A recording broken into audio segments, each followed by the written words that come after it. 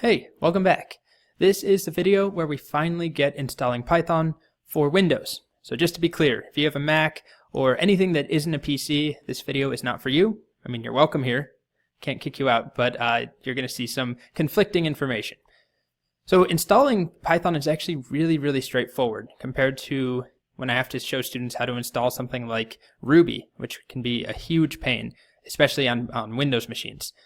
Python, however, is really straightforward to install. It's just that in order to execute it, to run scripts, you do need to know some of the basic command line commands that we talked about earlier in the course.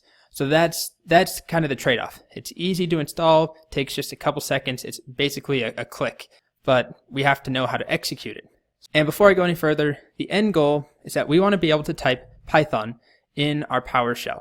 So I'm inside PowerShell. If you did skip the section, because I know some people just want to go straight into installing, make sure that you know how to open up PowerShell. All you have to do is search for it on your computer. If you have Windows 7 or greater, it should be there. So I want to be able to type Python and get a version greater than 3.6.4 or 3.6.4 or higher, which shouldn't be a problem once we install it. But if you've never installed Python, this should not work. It should give you a bunch of red text as if I had typed that. It should say the term Python is not recognized. So to get that command, all we have to do is go to python.org and download it. So we go to downloads, and then this is important. We want download for Windows, which it should automatically suggest that you have Windows. But then you want to make sure you're clicking Python 3.x, not 2.7. 3.x. Click that, and then run. It will take a moment. I will fast forward through this. And it's really important that you click the button or the checkbox that says Add Python to Path. So make sure you have that checked before you finish the install. And then go ahead and the installation. It will take a moment. And when it's done, open up PowerShell again. Make sure trying this, if you were following along and you tried to run Python in PowerShell before you installed, you're going to need to make a new window or quit out of PowerShell and reopen it. Basically restart the process because it's not aware that Python is now a thing. But after you do that, you should be able to type Python. And then this takes us to what's known as the Python interpreter.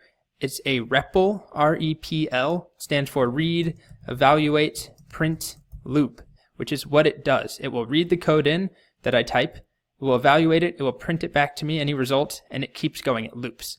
So this is not where we'll actually be developing applications. We're not going to type an entire website, or you're not going to analyze some data from a CSV file in here, but it's a quick way to test things out. So for example, try typing something that is gibberish, that isn't Python. It tries to run dkj as Python code, and it tells me it's an error. We'll talk a lot more about all of this, but is not defined. If you tried to type something that is Python, which really briefly, 1 + 1. It reads this in, it evaluates it, which is 2. It prints it, and then it loops, and it waits for me to do something else. Now I'm going to do 1 + 2. And that's all I'll show as far as Python is concerned. This video is about installing it, not about the actual language or syntax.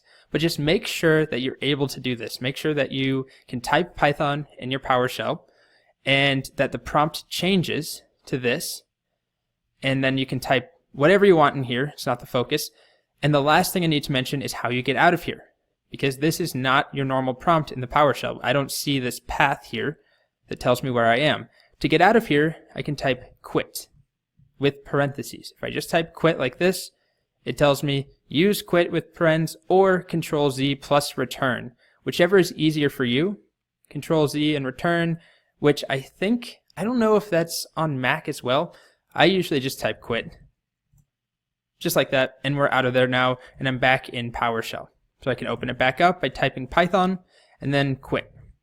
So we'll be doing this quite a bit, especially early in the course. The REPL, the Python interpreter, is a really easy way of writing code and seeing what happens. You don't have to make a new file, you don't have to save code in the file, you don't have to navigate to it and then execute it. You can just go right away. Cool. So hopefully that went okay for you.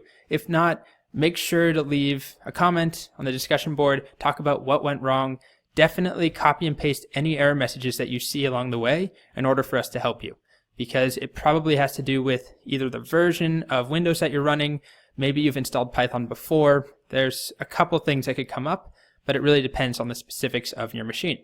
All right, so in the next video, we're going to get typing our first program.